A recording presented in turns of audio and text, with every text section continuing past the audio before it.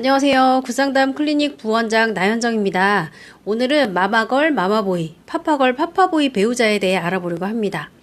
어릴 적부터 부모님의 과도한 관심이나 통제 이런 것들 속에서 자란 배우자, 혹은 부모 중 한 사람이 부재하여 그 한 부모와 아주 밀착된 관계를 맺으며 자란 배우자, 이런 경우 성인이 된 후에도 부모로부터 독립을 못한 마마보이, 마마걸이 되는 것 같습니다.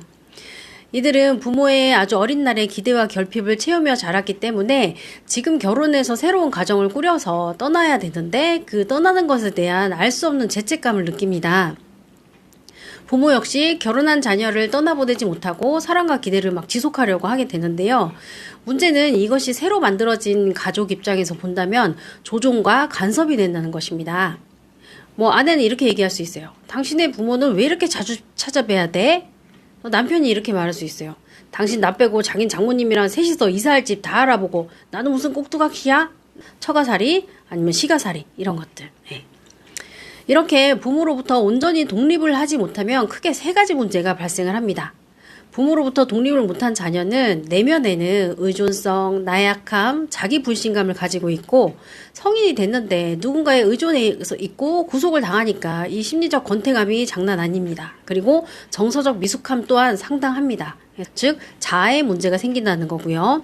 두 번째는 부모의 간섭과 침해로 인해 부부 유대가 약화가 됩니다.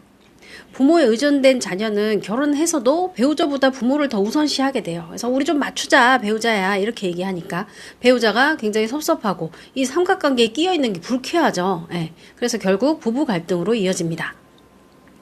세 번째는 가정의 질서가 무너진다는 것인데요.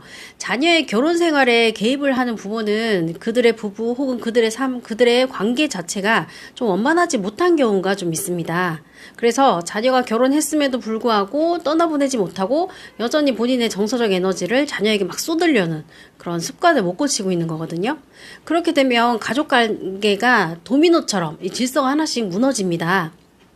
예컨대 손자는 이렇게 보겠죠. 부모를.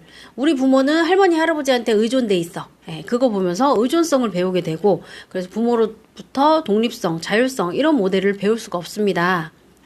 그리고 또 엄마 아빠가 각 부모들이랑 굉장히 밀착돼 있게 되면 자녀는 부부가 어떻게 유대를 맺고 둘이 힘겨운 일들을 어떻게 해결해 나가고 또 실패해도 다시 일어나고 이런 것들을 보고 배울 수도 없습니다. 그렇다면 이러한 부모 자녀 간 의존은 누가 먼저 끊어내야 할까요? 부모가 먼저 해야 될까요? 대부분 자녀가 먼저 해야 합니다. 왜냐하면 부모는 사랑이란 이름으로 끊임없이 개입과 간섭을 멈추는 걸 하기 어려워하세요. 그렇기 때문에 자녀가 먼저 저희끼리 잘 살아보겠습니다. 더 이상 간섭은 멈춰주십시오 라고 이야기할 수 있어야 됩니다.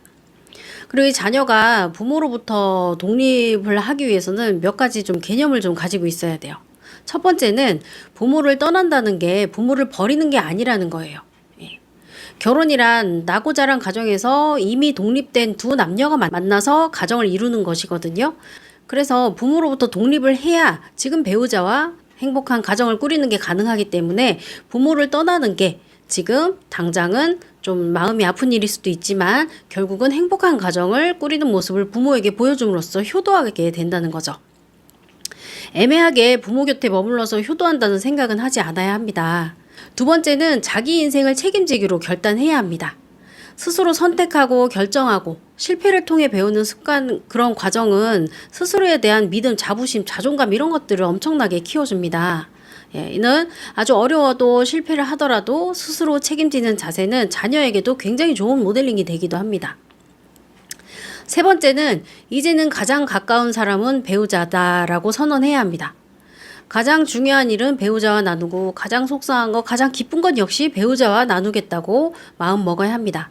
설사 배우자의 관계가 안 좋아져서 좀 다투는 일이 발생하더라도 그 해결하고 화해하고 또다시 싸우더라도 지지고 볶고하는 모든 과정을 우리 부부가 하겠다라고 선언해야 합니다. 배우자의 폭력이나 심각한 문제가 아니고는 부부싸움이 있더라도 부모에게 알리지 않고 자기들끼리 잘 해결하고 혹은 전문가의 도움을 받는 것이 필요합니다. 네 번째는 부모의 지나친 관심과 도움에 대해 불편감을 표현해야 합니다. 부모의 강요나 간섭 이런 것들이 사랑이 아닌 사실은 부모 삶의 공허함을 달래는 행동일 수 있거든요. 예, 그래서 자녀가 결혼해서 떠나감으로 인해서 그 허무감을 견디지 못해 하는 그 부모님들이 스스로를 감당할 수 있게 사실은 그 간섭과 개입이 불편합니다라고 전달해야 합니다. 결혼한 자식의 가정사에 꼬치꼬치 개입하는 부모님들, 며느리 사위 입장에서 부담스럽습니다. 그래서 부모는 부모의 과업에 집중하도록, 또 자녀는 자녀의 과업에 각자 집중하는 게 필요합니다. 예, 자녀 부부는 여전히 부모를 사랑하고 공경하지만 부모에게 이렇게 말할 수 있어야 합니다. 부모님, 이제는 저희끼리 실수하고 배워가며 잘 살게요.